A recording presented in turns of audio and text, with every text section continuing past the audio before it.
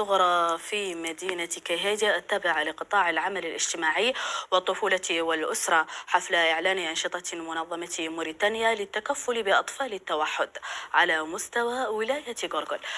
تميز الحفل الذي جرى تحت إشراف السلطات الإدارية بمداخلات لرئيس الجمعية وعمدة بلدية كيهيدي والمديرة الجهوية للعمل الاجتماعي والطفولة والأسرة على مستوى غورغول. أبرزت أهداف ومجالات تدخل الجمعية لمساعدة أطفال التوحد دعما لجهود الدولة في هذا المجال ومواكبة للمجهود الخيري والإنساني لدمج ومؤازرة هذه الشريحة.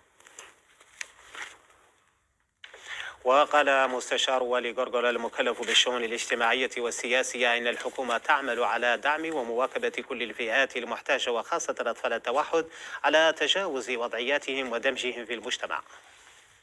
نحن اليوم نجلس لندشن انطلاقة جمعية مهتمة بشريحة مهمة من شرائح مجتمعنا وهي أطفال التوحد. وهون اللي نقول أطفال التوحد نحن إلى قريب العهد ما كان مفهوم أطفال التوحد حاضر عندنا لا في حياتنا اليومية ولا في اهتماماتنا.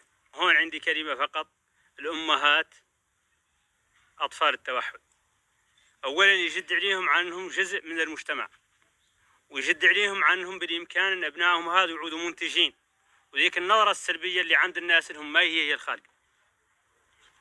قادين يعودوا منتجين وقادين يعودوا أطفال مساهمين وزارين قالوا بناء وطنهم، ومساهمين وزارين قالوا بناء مسيرة مجتمعهم، وجزء من اللي ينقالوا العائلة الكبيرة ولا هم عال عليه.